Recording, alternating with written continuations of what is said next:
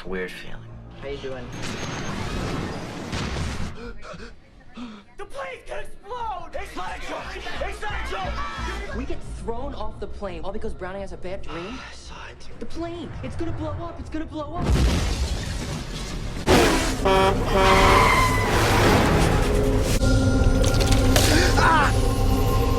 Son of a...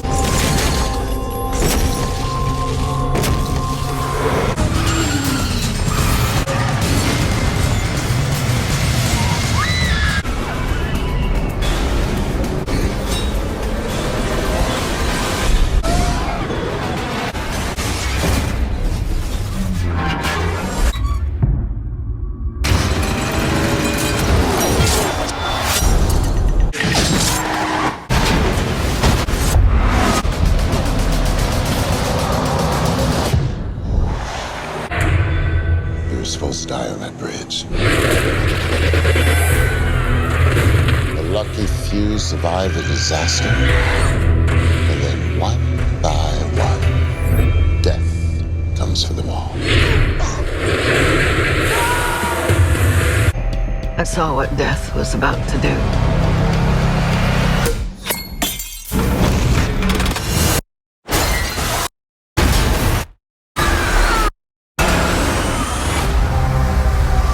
What's going on, movie fans? My name is Michael Weer. I love talking about movies and I love ranking movies. And over the last several weeks, I've been watching and reviewing each and every one of the Final Destination films until the release of the 6th entry in the franchise, Final Destination Bloodlines. And now that that film has hit theaters and I've watched and reviewed it, well, it's time for us to rank each and every one of the Final Destination films from worst to best, in my own personal opinion. Now, I say my own opinion because that's what this list is based on. It's not a perfect list. These are just my opinions. I might be ranking this off of the character development in the films, might be ranking it off of the premonition scenes, the death scenes, how it made me feel the moment that I watched the film. All of those things are personal preferences, and so I understand that my list might not match your list, but I'd still like to know what you think of these movies. So if you've seen all of these films, or you've seen all 6 of these films like me, well, I'd love to know your thoughts. Throw your ranked list in the comment section down below and let's talk about it. Let's see where our lists match up, where they differ. I'd love to know how all of us rank this franchise. So again, throw your thoughts in that comment section down below.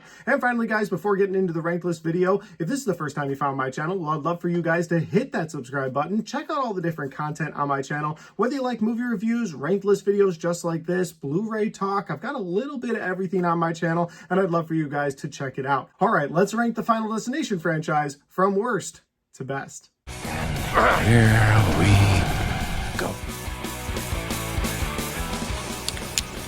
That is one big pile of shit. No, I shot him. Bullets in the fall killed him.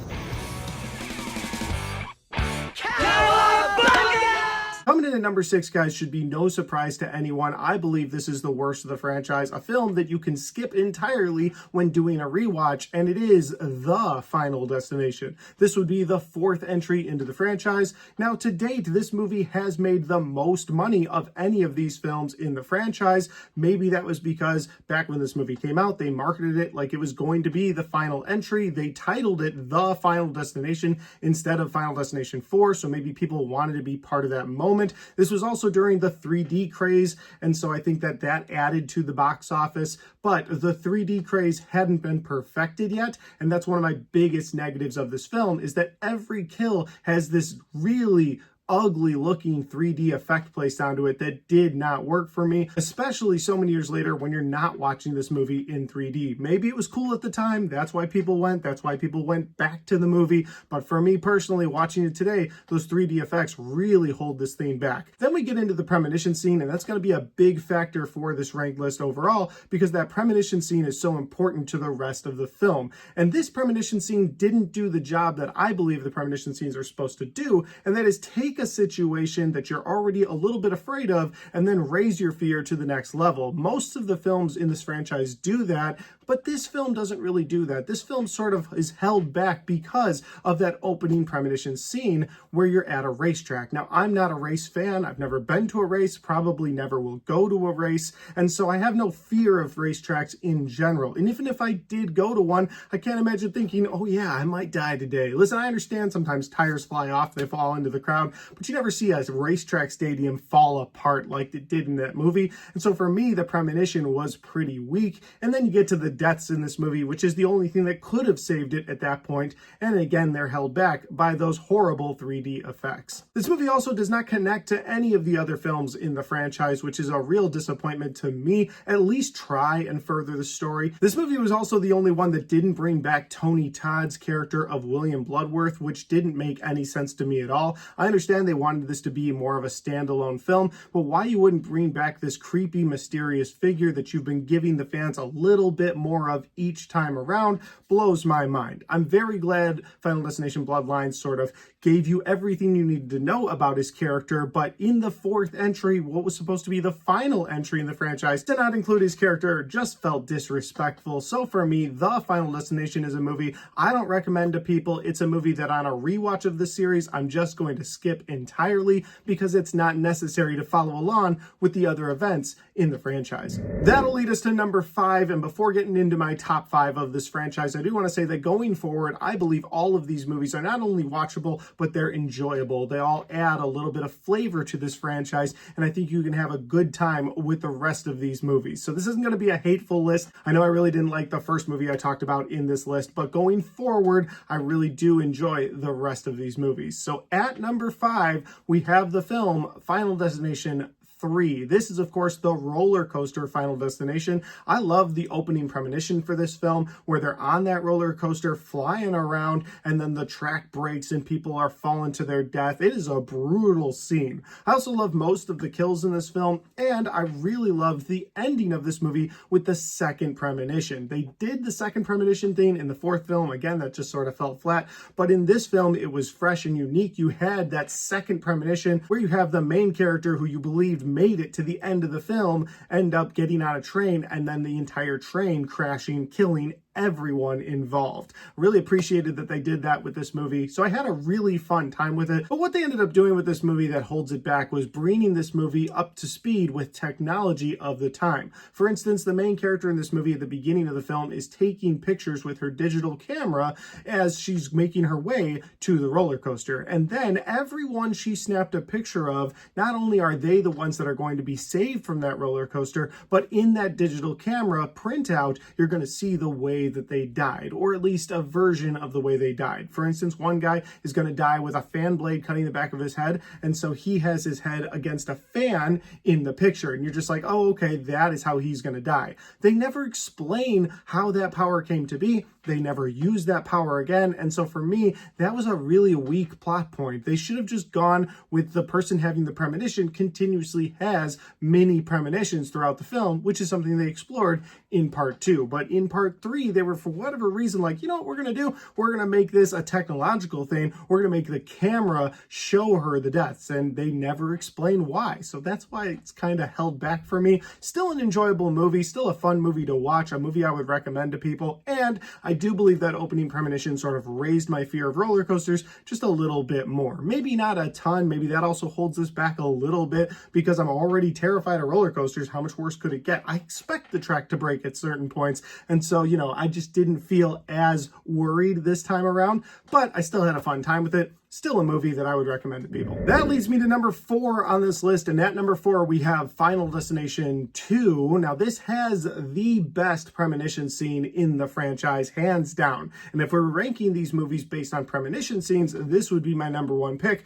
because I absolutely love the log truck scene like everybody else. And I believe that this is a premonition that unlocked a fear that a lot of people didn't have. You know, a lot of people are scared of flying, so when you get on that flight in the original movie, you're like, all right, I'm already kind of terrified of flying. flying. What are they going to do with this thing? Oh, they're going to make it blow up in the air. That's terrifying. But in this film, when you get on the highway, you're like, all right, what are they going to do to make this thing terrifying? Oh, it's a log truck, no big deal. And then the logs start to break apart from that truck as they go through people's windows, and that unlocked a fear in a ton of us. I feel like everybody that's my age, maybe a little bit older, we all have this unlocked fear of log trucks, so that if you're on the highway with a log truck, you're not sitting behind them at all. You see a log truck, you're getting over. And I thought that was so well done. So again, if we were basing this list off of that opening premonition scene, well, this would be at number 1. But it's at number 4 for me, because while I enjoyed that opening premonition scene, and I did enjoy the deaths, I thought they were all brought to the next level. They get more brutal this time around. They did a few things that I didn't really like. Like, for instance,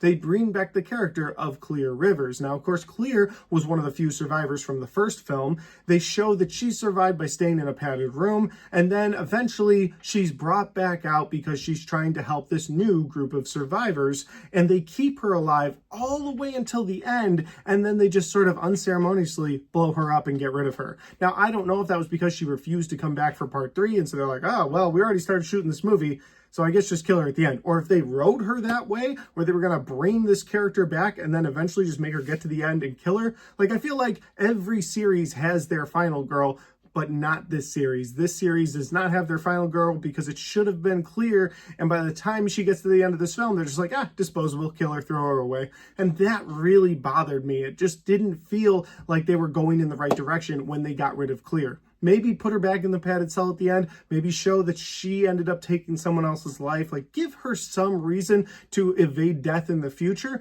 but at the same time, keep her alive. And the fact that they just kind of threw her away, that really bothered me. That's not to say this is bad. Again, I feel like it did a lot to elevate things from the first film, but it does also run into a little bit of a repetitive issue from the first film, because in that first movie, you have a group of survivors from this opening premonition scene that then all try to evade death, and you have the main character trying to help them just to get there at the last second. And this movie does that again, where the character that survived the premonition scene is trying to go around with this police officer to go and save people, and every time they get there to stop someone from dying, well, they get killed. And again, that's kind of how this franchise goes overall. It's like a shocking moment for your main character, like, man, I just couldn't make it there in time. But because they didn't really change things up very much, that was irritating. And so I put this movie at number 4. I wish I could have put it a little higher on this list, but that's just because the next 3 movies on this list, I believe, are that much better. That'll lead me to number 3, and this is going to be the most recent entry into the franchise with Final Destination Bloodlines.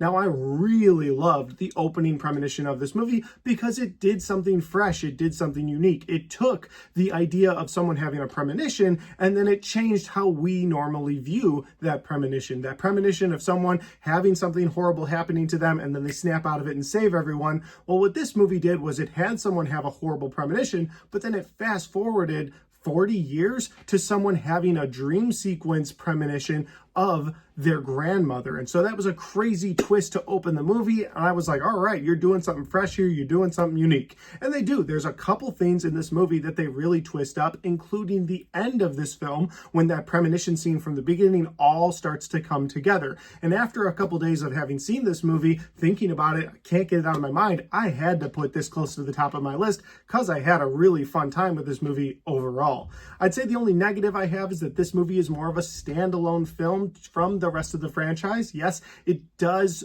kind of give Easter eggs towards other things, like you see a log truck at one point. You also see the poster for part 5 at one point in a really gory scene that I absolutely loved. But overall, this movie is a standalone film, and that's why I'm putting it at number 3. I think the next 2 films are the most connected of the entire franchise, and that's why they're above this. But I still had a really fun time with Final Destination Bloodlines, and this is the only film on this list that I've only seen once at this point. So I think maybe going forward, this could go up or down on my list after a couple of repeat viewings. I don't think it'll go up, but this could become my number 2 or number 1 film down the line. If you haven't seen Final Destination Bloodlines yet, it is currently playing in theaters as of the making of this video. I highly recommend you go check it out if you love this franchise, because there's a lot to love about it. Again, the only thing really holding it back on this list for me is it does not connect like the next 2 movies do. Now we've made it to my top 2, and at number 2 we have Final Destination 5. This movie is so much fun to go back and rewatch because there's something new you can get out of it each and every time that you watch it. Of course, the movie opens up with a nasty premonition scene that I absolutely love and raises people's fears for bridges, especially if you're ever on a bridge and you see people doing construction work and you've seen this film, you're like, oh yeah, nope, I know what's going to happen to this bridge, I'm out of here. But once that premonition scene happens, you see the gory kills, the guy completely burned to death with tar. Like, there's so many good kills in that scene. I really love that opening premonition. Then we got to talk about the deaths in this film. There's a couple of scenes that are so much fun, like the LASIK eye surgery. As someone who has glasses, who has considered getting LASIK before, once you watch this scene, it makes you reconsider. That laser just blasting through her eye, her falling out that window. It's a nasty scene. Then you've got the massage parlor where you've got a character you want to see death do its thing to. And then of course there's the gymnastics scene, which I don't necessarily think has the best payoff, like the kill at the very end of it, but the anxiety leading up to that kill might be the best in the entire series. You've got this gymnast who's doing all her things, you see different things happen, like a leak on the floor, the screw starting to come out of the bar that people are swinging on, and then there's a nail sticking out of a board and these girls don't realize it, and so they're just hopping over this nail, not realizing they could land on it. There's so many anxiety inducing things in that scene that, again, it's one of the best in the franchise. And then we get to that twist reveal ending. That twist reveal ending is one of my favorite things, and I hate spoiling it. So if you haven't seen Final Destination 5, consider just hitting the like button on this and bouncing. But if you have seen it or you don't care, I love the twist reveal in this film because the twist ending in this movie is that this is actually a prequel to Final Destination 1. And so these characters that you've been following the entire movie, you've been rooting for, they make it past the different obstacles that death is thrown at them. He finally gets his dream job and you're like, yes, all right, these characters are gonna fly away to France and everything's gonna be okay. They get on this plane and then you see Alex from the first film freak out that everybody on the plane is going to die. And they so perfectly splice in footage from the first film watching Alex and his friends get taken off of that plane while the main characters of part 5 are like, what's going on? What was that all about? I don't know. Let's just sit down. And then the main character takes out his ticket, looks at it, and it says Flight 180, and the year on the ticket is 2000. You realize that it's a prequel, and that's so cool because, of course, then the plane goes up in the air and you get to relive that Flight 180 destruction once again. Very well done. That's why it's number 2. And that'll lead me to my final entry on this list. At number 1, we have the first entry into the franchise, which is Final Destination. I love this movie, and I think one of the reasons I love it so much is that no other Final Destination film can give you the shock of that first premonition scene. So if you watch this movie first, and you should, then this film kind of does something different that no other horror film had done before, where you see all these people get in this horrific accident, you're like, oh, I thought we were following these people. Well, what's the story going to be about? And then, of course, Alex snaps out of that premonition only to get him and some of the other students off of that plane, trying to warn everyone, hey, the plane is going to explode in the air. Nobody believes him. The pilot says, take the next flight. This kid's crazy. Call his parents. They get on the flight takes off and it blows up in the air, and you're like, wow, this kid just saved all of these people, but he wasn't able to save his other friends, his other classmates. What's going to happen next? And then you find out that death is going to come for each and every one of those survivors because it's cleaning up its own design. Death has a perfect design, and if you disrupt that design, well, death is going to come for you. And I think one of the biggest messages from this movie and the overall franchise is that death comes for us all, and you can't stop it. Eventually, death will come for myself. It will come for all of us, and how it comes is just the way the world works. And when you disrupt that plan, well, death will find a way to fix that design. And I loved that message the movie sent, but I also love that this was the first to do it, because again, when you get into the second film, it's a lot of fun. The log truck scene is great, but you know somebody's having a premonition, you know some people are going to be saved. In part 3, the roller coaster is the same way, the racetrack in part 4, and even the bridge in part 5. Yes, it's a prequel, but we had seen all of that before, and so I think part 6 did it differently. That's why I put it at number 3. They kind of switched up how the premonition was done. It felt fresh, but the first movie is my number 1 pick for this entire franchise because of the feeling it gave me the first time I watched it. You know, I didn't see this in theaters, and when I did watch this, I wasn't on the internet. I probably had a VHS of this, didn't know what it was about, just put it in and watched it, and so I was completely blown away the first time I watched this movie, and I had to make it my number 1 pick for the entire franchise. But guys, those are just my opinions. That's how I would rank this franchise. And like I said at the beginning of this video, if you would rank this franchise any differently, well, I'd love for you guys to put your ranked list in that comment section down below. Let me know how you would rank the Final Destination series from worst to best. And finally, guys, if you like this video, don't forget to hit the like button because it helps the video, it helps the channel, and it helps me right here. Thanks for watching, and I'll see you next time.